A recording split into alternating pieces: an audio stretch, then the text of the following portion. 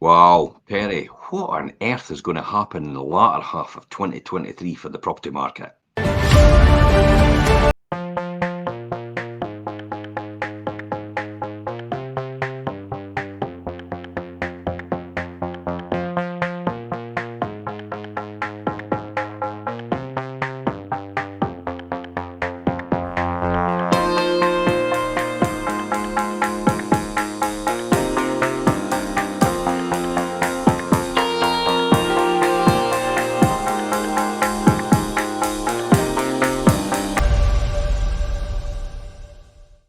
Here we go. Wouldn't everybody like to know what's going to happen in the second half of the 2023 in the latter part of this year? Wouldn't everybody love to know? 100% they would, absolutely. Well, I'll tell you what, go and tell me as well. But this is statistics, and even more statistics. This is what's going to happen in the latter half of 2023 to the Fife property market overall. Stepping into the world of the property market is akin to stepping into a rhythm. The beats of buying and selling and supply and demand from the underlying tempo itself. Fife, a county rich in history and character, is no exception here. As we venture into the last quarter of 2023, it's crucial to understand the current property market's tempo and how it might influence your property decisions. So let's look at a refresher on the market of the dynamics. Perry, can we talk about the refresher? Let's look at, bring us up to speed where we are on the market dynamics. I think for us, it's very much about, the uninitiated. And I don't know if you're watching us, you're probably fully initiated because that's what we talk about. Or those who need a bit of a memory jog. Fife's property dynamics hinge primarily on the proportion of properties tagged as sold, subject to including missives. Yep, and under offer as well, isn't it? Yep, and your under offers. They're the two main differences really that impact how healthy it is. Because it doesn't really matter how much is available. It only matters really on how much is going to conclude, doesn't it? So I think can you give an example of what that is then? Give me a wee example of what that means then. Well, the total number of properties on the market, for example, say 40 properties sold subject to concluding missives and 100 properties were available for sale, then 40 as a percentage of those 100 is 40%, which means it's only really 40% of the properties that are completing. And that would then assume that if that was the case, then it would take 2.5 months to sell a property. Correct. Because if we're only selling 40 in 1 month, it would be 40 the next month, which is 80, and then the final 20 would sell halfway through the next month. So on average, it would take 2.5 months to sell a property. Correct. And I think that's really crucial information to give, because certainly we are seeing that stock is there. We are seeing maybe in some instances, you're maybe selling your property if you're kind of watching this and you're feeling, actually, why is it not sold yet? This is a good barometer for you to understand the likelihood and how long it's going to take, which goes back to what we always say, which is about really between 8 and 10 weeks, depending on the price point. Yeah, and absolutely. And most people are out there going, who is he to say what the property market's going to do? Well, I don't know if anybody noticed, but my self-proclaimed estate agency titles is the estate agency guru.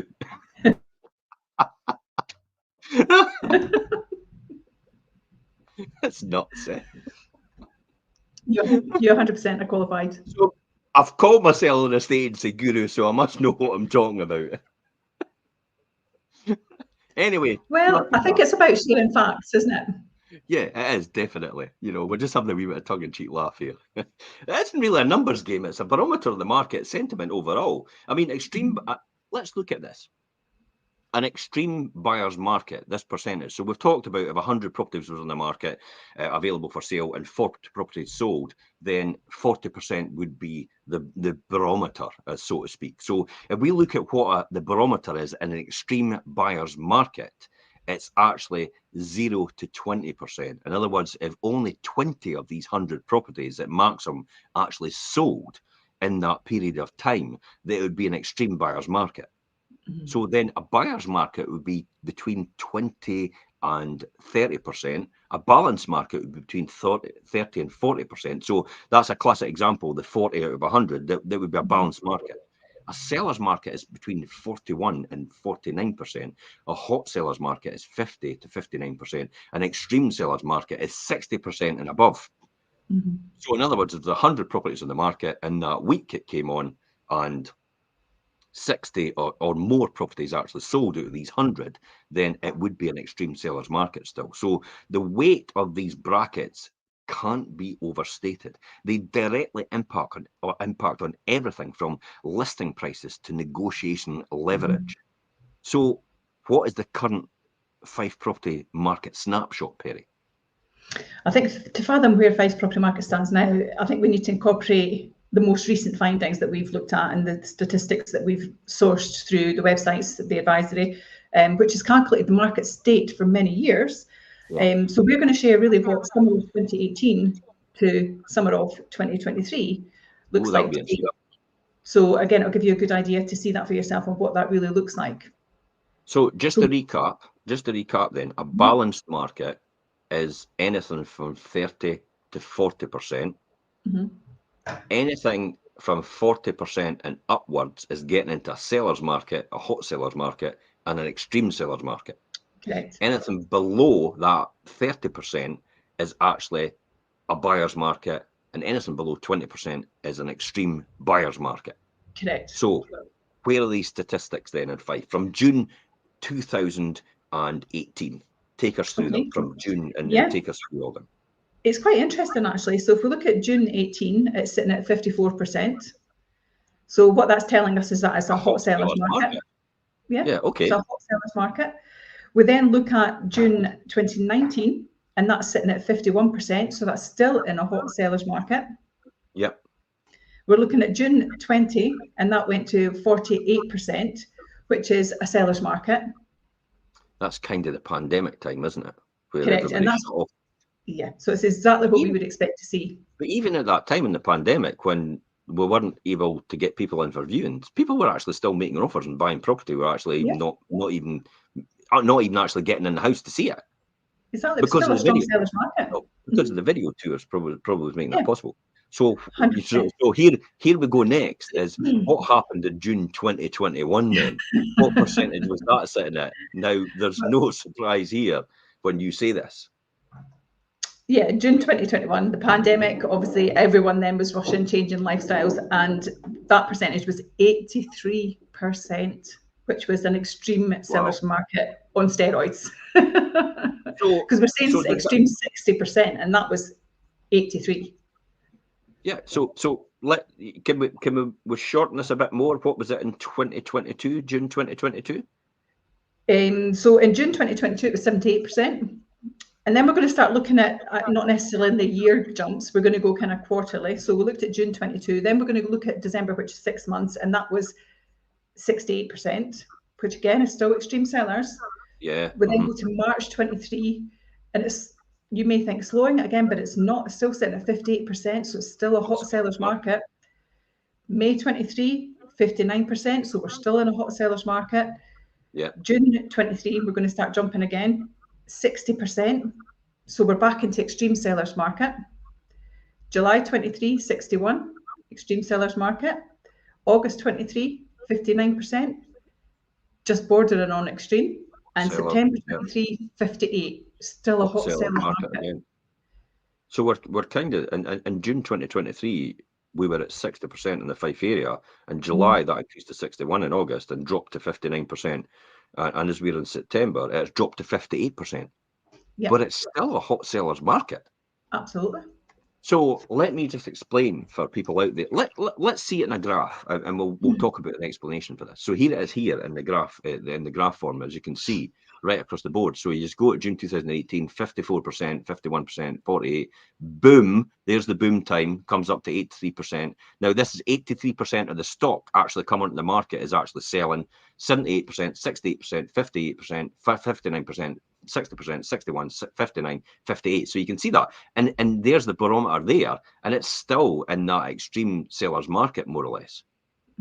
So, and the hot sellers market overall, just about here. So just to tell people exactly what happens here. So when you're looking at 58%, you're saying to yourself, well, okay, you can be bottles half empty, bottles half full. So if we look at the bottle half empty, then that means 42% actually hasn't sold of that period. So why is that? So why could that happen? Well, predominantly it's down to the fact that it's seasonality. It is also that sometimes people are not going on to buy from selling, so they're not taken into account on the other side of the equation and the percentage, because it's a deceased estate. They're moving out the area, because this is based on Fife, remember, or so they're not going on to buy in the area again, or they're putting their house in the market, and therefore they're maybe putting two houses on the market to move into one. So that's the sort of scenario. Or they're selling their house and they're moving into rented accommodation. They've decided not to buy, and they just decide to rent. So that's why that top end. Plus, as well, there will be ones that don't sell because they're maybe not priced correctly, if that's the case. And that's why they just take a wee bit longer to sell. And it takes a wee bit more time because their house is maybe unique, and it takes a wee bit longer. So I'm trying to get over the glass is half empty crowd out there, and let them understand why the glass is half empty on that occasion. But I always look at the glass as half full. So we're sitting at something like 58% overall, which is still a hot seller's market. That will surprise a lot of people, because there's doom and gloom out there from the media, and they're all sitting saying, well, the property market's on its knees. And so where do you think that's coming from? Is that just, it's probably just newsworthy and stories that just want to peddle, isn't it? 100%, it absolutely is. And I think the key thing there as well, for anyone who's maybe sitting in that 42% cohort that are concerned about it, it's about the fact that Jim said your buyer just might not be out there yet. And as we've known, if you've watched any of our Sunday updates, 20 people per day in Fife decide to buy and sell. So it could be that your buyer just hasn't decided that they need to move yet. It's quite interesting as well, because I've got the headline statistics for the UK house price index. So I'm specifically looking at Scotland. You can see that 191. So 191,870 is the price of an average house in Scotland, according to July, according to the Land Registry, which is the real figures. It's no just a limited amount of information. This is the raw data actually compiled right throughout the whole of Scotland. And then you've got that, and that is effectively an annual price change in Scotland of 0.1%. But it's still 0.1. It's not a decrease or anything like that.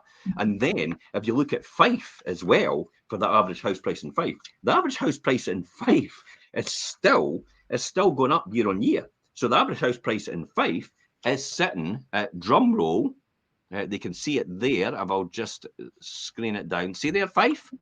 Yep, 175,568. Yep, 568 versus 169,082 the year before. House prices in Fife have still gone up on average year on year of 3.8%. So where's the doom and gloom? I just don't get it. I don't get where this story is coming from and why they would want to peddle this overall. And then we look at the number of transactions. Even better, look, we talk about the health of the market's transactional. So if we look at there, Fife, 554 just now, and last year it was 581. There is not that much a difference year on year, month to month, in comparison to the transactional level, which is the true health of the property market, because it's the number of transactions that drives it. So I think I'm more optimistic about the property market, and I'll not steal my thunder towards the end. So based on the patterns, if we go back to this table we showed in here, based on these patterns exhibited in this table, it's evident the Fife area sat on at the top of the hot sellers market in the spring and early summer of 2023 in here, and even spending 2 months in the extreme sellers market and remaining in a hot sellers market as we go into autumn. Still a hot sellers market. What is the implications then and the considerations for Fife homeowners, Perry? I think it's a good opportunity for them to take stock and really ponder and have a think about it. For sellers, are we transitioning into a market where you must be more strategic? Maybe you need to be a bit more flexible. But for me, I think the paramount thing is actually maybe it's just about being a little bit more patient. Because if you're thinking that it's going to be like June 21 when it was at 83%, it's very different. That was a pandemic situation. At the moment, it's a healthy market. It's just about having that patience and understanding and really reflect on that. So should you brace yourself for longer market periods? That's probably the question I would ask next. Yeah. And I think realistically, pricing is even more vital than ever. And Jim, we did a show on that the other day about why pricing is crucial in regards to how you approach selling your property. So again, if you follow the podcast, you can go back and watch that show. But I think that is vital. But remember as well that in 2022, 88.4% of Fife properties that came onto the market had a sale agreed on them. Yeah. And actually, Jim, when you did the Sunday update show, it's exactly what we were showing. It was in the mid-80s. And when we did the monthly summary for August, it was sitting in the 90s. So we can see that that is still the trend. And the year to date is running at 84.5%. Mm-hmm. And I always say, if it's above 81%, then the market is extremely stable and exactly where it should be. And we should have nothing to worry about in terms of property prices, in terms of the property transactions, especially if it's sitting at that level, because that guarantees every single week on these key indicators that the market is still remaining healthy. What does it mean for buyers then? What do we need to look for buyers? I think they face different challenges, of course, that might lie ahead. Some properties will still have bidding wars on them because it's still a hot seller's market. Yet will you have the luxury of choice and time over others? You may well have that, whereas previously you didn't have that time. Yeah. Well, you have the luxury of choice and time with others. Possibly. Yeah, I would say so. And bidding wars will be few and far between now, I think, because there's less people in the market to buy. However, it still goes back to saying that, you know, the for the right properties, people will jump in. Now, I'm just about to do a pre-portal. Nobody knows this. This is newsflash to everybody. In East Links, right after here. So East Links and Leiden, overlooking the 16th fairway. I will be doing a pre-portal today at 1 o'clock. It will be going on social media after that, round about mid-afternoon. So watch out for that one. And I think that one is going to be one of these classic examples. Once you've got East Links, it's very rare anybody will ever get it. It is literally dead man's shoes, and I hate to say that. It's literally you're waiting for someone to go. Honestly, that's what happens. You're waiting for somebody to go, because once you've got one of these places, it's going to be something else that's going to prize you to that property, because they're so unique. And no one can build in front of you. No one can build at the end of East Link because it goes onto the golf course as well. And it is probably the most desirable location in the Leadenmouth area. Yeah. But it's like you said, you know, you might not necessarily be competing completely in a bidding war, but there is opportunity out there for the right property in the right location. And we've had that situation just last week, didn't we, where we had a property that had that scenario where two people missed out on it. And that was at a high-end price point as well. But it was location. It was very similar to that East Links property that you're talking about, Jim. They rarely come up. Was that Nethergate and Nethergate and Crail? Jeez, that was going at 550,000, and another two people were wanting that. It's like, who has that type of money? It's about location, it's about property. Yeah. And I say who has that type of money, but the reality is we're reaching that audience that has that type of money. That's the key here. Yes. And so that demonstrates that straight away in terms of what we're doing. We must be doing it right to reach these, where two other people actually missed out on this at that sort of price point level. What's the broader economic picture then for this? I think there obviously are still external influences, aren't they, from inflation, which actually was a big surprise today that it was announced it came down to 6.7. I don't think anybody was expecting that. So that was a bit of a surprise. Will that impact interest rates? You know, that we're waiting for the inflation rates to come out. There's talk about it maybe going up by another 0.25%. Will it? Won't it? We'll have to see, I guess. Does that have repercussions then? Did you notice though that the banks are completely ignoring base rates? Because base rates is at 5.25 just now, and yet you're getting deals now sub 5%. So how is it for them to do that? But they're being clever in terms of their strategies, in terms of their upfront costs. They're actually adding the 3% on, and the 3% over a 2-year period is an extra 1.5%. So in actual fact, the 5% is really 6.5%, but they're cleverly hiding it, and they're making it easier for people to afford it on a monthly basis, because they're only charging the 5% instead of what should be the 6.5%, because they're front loading the cost onto the actual mortgage itself. They're allowing people to add the arrangement fee on, so they're locking that in terms of the price. It's actually beneficial to the bank, to be honest, because they're getting more money overall. They're getting interest on the fee. They're getting accumulating as well. So the banks are being very, very clever this time round in terms of how they're doing things. They are, but actually for the buyer, that's a great thing too, because if they are not on a short-term situation, if this is their forever home, or it's the home they're going to raise a family in, and they're not, we've always said this, really, what you pick depends on how long you're going to be there. So if you're going to be there 10 years, actually a 2-year doing that makes no difference to you. It's better for you. Definitely, and so you've said that repercussions, economic trends, and all the rest of it. If inflation's come down, it depends on what food inflation says. So if food inflation's still up there, I think we're going to see another 0.25% rise. It might be. I might be a bit optimistic to say that they might actually stop just now, just for this month, to take stock, see where they are right now. However, if you look at global economic prices, the Saudis and the Russians are deliberately reining back on the production of oil in order to push the price of a barrel of oil up higher than it was before. So they're sitting at $90, $95 a barrel, which will have implications on things like heating costs as we go into the winter period, which could have implications on prices going up in terms of utilities, which could push inflation up again. So that might be another economic driver that we're not aware of. We think it shouldn't affect us, but it will affect us.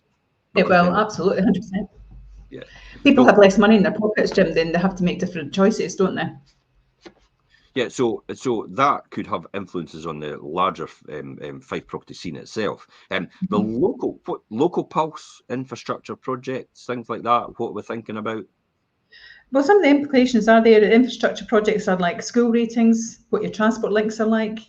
Even Fife's cultural events can make certain areas more desirable. More desirable, that's right. Yeah, because there's no that I've got to admit, in the past, it's not come up recently because most people don't bother about it. I think it's maybe because there's free bus travel now for younger people, overall right through Fife. But there was a day when the people had to pay for bus travel. They were then saying, maybe I should actually see if I can get into London Links and onwards because that gets my into Wade. So that's the catchment area for the Wade High School. So in the past, that's actually happened. So it does have a lot to do with it in terms of school ratings, in terms of where people can go, in terms of transport links, as you said, but as well as the Fife and Leven for the rail network actually connecting to Leven in early spring next year. I think that's influenced a lot of people actually to really seriously consider the Levenmouth area. I do. There's a lot of investment going on in the area as well, which I think is really positive for it. You put that one bedroom on in just a sub, or just it's sub 50 or sub 45 in the Taylor Street area, which is right next to the rail link. Now, a lot of people from the past would go, "Oh, yeah, it's not the greatest area possible." It's right next to the rail station. It's right next to the. It's right next to the all the facilities. It's right next to the Fife Coast Path. It's right next to the beach. It's right next to the swimming pool. It's right next to the bus station. It's right next to the retail parks. It's right next to the high street.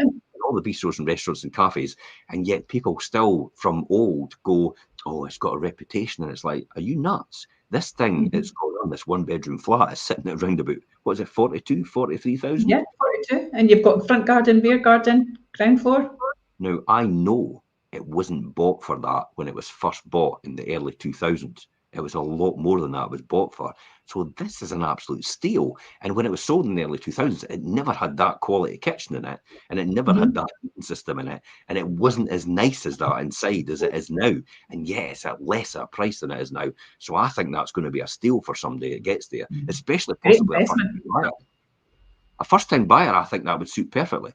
Investment property, you're probably going to have to buy cash if you're an investor, because you're not going to get a buy-to-let mortgage at that sort of price point unless you rejuvenate a bit and then justify the bank in 6 months' time that you've actually justified it, so it's over 50,000 valuation, which could easily be done, to be honest, because you could argue about the indexation and the climb since the early 2000s in terms of price points in the Fife area. So maybe that might be an opportunity. But I definitely think if I was a first-time buyer, I'd be seriously considering that. It's a great location. So the up-and-coming local developments could be the game changers. That's definitely absolutely the events as well, and I think that's exactly what we talk about as well when we do our video work. A lot of our video work, whilst we show the house at its best, actually a lot of what we promote as well is what do you get if you live here. It's your lifestyle, it's your surrounding areas, and I think that's a big thing in Fife at the moment. Yeah, good proposition, definitely. Delving deeper into strategies and tactics, what we're thinking about that, given the market's temperature, are there more granular insights that we should be thinking about? I mean, certainly for sellers, they need to have innovative marketing, don't they? That's a must. Yeah. So specialized virtual video tours or interactive property listings, they make a big difference to what your buyers are seeing. They can make a huge difference in a cooling market. Yeah, definitely. I think so as well, because people tend to be put off just by, it's the whole thing about you just see pictures, you see a description, you think to yourself, Mhm. yeah, it's just pictures and descriptions. Doesn't Yeah. excite me that much. But when you see a video coming up, it's like, whoa, I'm going to watch that video. It's Yeah. like how many people watch your videos but actually are never buying? It's Mhm. like I know. people have actually come up to me and admitted to me and says, I watch your videos all the time. Says I'm not even buying a property. But it's Mhm. like that then tells them, because they go to someone else and say, actually there's a property on with Fife Properties and you should maybe look at that one. Or they tag other people in it. That's a great thing as 100%. well. People love to look at round people's houses and watch Mhm. videos and stuff like that. But And you do need something that's different. do you think the video has now replaced what is the shop window looking? And more than that, actually. More than that. Because It's done that. the old voyeur thing was you Mhm. used to pass the shop window and you would stop and look in the shop window and you look at Mhm. properties. But now more or less this has become the shop window. Yeah, and yeah, 100%. Literally everyone that I go out to when I'm doing valuations, it's very unusual that they haven't been watching our videos, and that is part of the reason why we're there. When we're booking in viewings, we've got a property that we just listed recently that's proving really popular, and we've got batch viewings taking place at that on Friday afternoon. And many of the people have said it's the uniqueness of it, and that would not have been seen without the video, because it's the amount of garden you've got, all of the different functions of the garden, it's the social space that you have, it's what's behind it, and you don't see that from the video, from the photos. You only get that from the video, and that's what's driven people to come and see this house, because they can actually see the bigger picture of what the property offers. Yeah, so definitely that's the great advantage for video for a Yes. seller, and it Yeah. can elevate the listing into a totally different stratosphere in comparison Totally. to the normal, what I call silent movies. In other Yeah. words, hey, I've got video, but I've just got a bit of music on it. It's like, let's go back to listening to the green sleeves when you're on hold on the phone then, because effectively that's what it's like, isn't it? It effectively is like that. So what about buyers? Again, But I think what it's really things important, because you can really demonstrate a lot of what it's got to offer. So whether it's the southeastern garden, for buyers, I think for them it's more than, there is more than one market. They don't necessarily need to shop in the same bucket now. Yeah, If you're looking for the type of property everyone is looking for, the competition will heat up a little bit. yeah. So therefore it is worth having a mortgage pre-approval. So again, we always say this, get yourself in the strongest position possible. You So must. get your You mortgage in still place. have to have that. You still have to have that. I just the amount of times I beat this drum about, if you're a buyer out there, please speak to a mortgage broker if you're needing a mortgage. Get an idea of what you can afford right now, because if your dream home comes up right now, there's still competition with other people. If you're in a position to proceed and you can make that offer, then you could get that property before anyone else for that reason. And it's not just a gimmick I say that for. It's like, it's almost a religion. I keep saying to people, it's like, if you're wanting the property of your dreams, you need to make sure you're so attractive to a seller in terms of you being a buyer that they can't say no. Yeah. And I think as well, we also just demonstrated with the stats there that it's still a hot seller's market. So they've got their pick and choose sometimes of who their buyer is. If you're not ready, you won't maybe get looking. And sometimes it won't necessarily be, I'll make you an offer you can't refuse. When I say I'll make us an offer the seller can't refuse, sometimes it's got a lot to do with your circumstances, what Yes. position you're in as a buyer. Yeah. That's one thing I need to point out to buyers. Sometimes it's your agreeability to have a flexible entry date enough to allow the seller to then find their next home with a degree of less stress and more comfort and relaxation in their buying process, because they now know that you're committed to buying their house, and therefore they know their price point that they can shop around with. So when I say make the seller an offer you can't refuse, sometimes it's not just down to the money, it's down to the circumstances surrounding the person buying. Are you in rented accommodation right now? And if you've got a mortgage in place and you're in rented accommodation right now, you might be extremely attractive to a seller, sorry, because you can agree to any entry date, and it could be 6 months, it could be 9 months, and that could be the most important thing.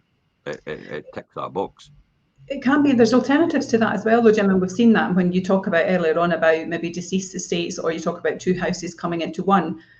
Alternative for buyers as well is that you can wield a wee bit more power in your negotiations in a less competitive market potentially, if you're looking at maybe property extras. So, you know, if someone's thinking, oh God, I've got to clear this property, and actually use the buyer saying, well, hang on, no, you don't need to. As long as you take all your personal bits out, we'll sort the rest out. You know, there's varying ways that can actually influence your efforts as a buyer. So I think for a buyer, you have to be flexible in your thinking, maybe in your area, and also what you're looking for. And maybe that, if the ideal home's not there, what are you willing to flex on and what you're not willing to flex on, and what are your alternatives? And you need to make your estate agent aware of that. Because often we just go in as buyers and we just say, I want a detached property, I'm wanting 2 bedrooms minimum, and that's my price point, and that's the towns I'm wanting. And then that's it. It's pretty clinical in the logical process. And that's great. It ticks a box in all the systems. But then another property comes on just outside of that area, and therefore you're not matched with it as a result. And therefore you don't get to find out about it because the estate agent says to you, it's like, well, they're no match in the system, so there's no point in phoning them about it. But a good estate agent would actually understand your needs and actually understand, yes, I need to phone them about it because I know they will be interested. And we often get that. So tell your estate agent if that's the case. If you've given them the right criteria, but say to them, you know, I'm flexible. If it's just outside the area, I really might consider it. But you know me, so I'll take your advice on what I should buy next. And that's what we often get. And I've had that recently. So just Karen, I think, is asking, sorry, I missed the last property you spoke about. It could have been East Links and Leven. So that'll be going as a pre-portal this afternoon. I'm going to be doing that. It's overlooking the 16th fairway. So one of the most desirable areas in Leven, if not in Fife probably as well. Yeah. It's kind of like St Andrews, like the Scores. Like you've got that, they've got the overlook. So this is like leaving the Scores, if that makes sense. It's like the equivalent. The East Links area, definitely. You know, once you've got it, you've got it, and it's very, very rare you'll ever lose it. And it'll be a perfect family home for someone. It's a gorgeous property, gorgeous, absolutely beautiful. So there we are with buyers about what they should be doing. So what if we've got a dual role of a buyer and a seller? What should they think about? I mean, it's pivotal really that, you know, 81% of sellers also wear the buyer's hat, as we said earlier on, because they're selling and they're then going on to buy. So they need to have that flexibility as well. Duality presents its challenges and its advantages. So really you fall into both those camps and you need to be flexible with both. But where a victory on one side might mean a compromise on the other. Yeah. If it's getting you your dream home and your dream location that's giving you the life that you're needing and the reason why you're making the choice to sell to then buy, because your consequences, your circumstances, are dictating that, then be flexible. You know, you gain on one side, you might need flex on the other to get all the ties to come together. Yeah. Okay. So, you know, let's wrap this up then and make this quick then, rather than and so my final thoughts on this is we leave 2023 going into 24 with its twists and turns. The Fife property market actually offers both challenges and opportunities for people, for Fife home buyers and sellers. So understanding the market nuances is paramount if you're a first-time buyer or a seasoned property buy-to-let investor or someone that's just actually looking really to relocate. What sort of things should we advise them right now then, Perrie? So the must-dos are you must stay informed. So have facts, stay adaptable. We've shown you the reasons why that might be applicable to you in your situation. Remember that as always, your home moving journey isn't necessarily all about the voyage. Sometimes it's just about the destination and that end result. So, you know, that requires you to be flexible as well. It'll be interesting to see what other people's thoughts are on it, actually, Jim. Yeah, on the property scene itself. I mean, there are people watching this. So, what are your thoughts on the Fife's evolving property scene? Where do you see it? Do you foresee any other trends or shifts in this? And so, take a chance, engage with us, and your local insights and experience enrich this ongoing dialogue overall. And I think that's the most important thing. Thanks very much for coming on the show, Perrie, and we'll look forward to any comments later on. If you're wanting to message us direct, please feel free. Just message us direct if you're wanting to do this privately rather than actually putting something in the comments. We are more than happy to take questions and answer them for you, because after all, it's about getting you from A to B in the most efficient and cost-effective way possible by maximising your returns at the end of it as well. Until next, guys, we're Fife Properties TV. Bye-bye for now. Take care.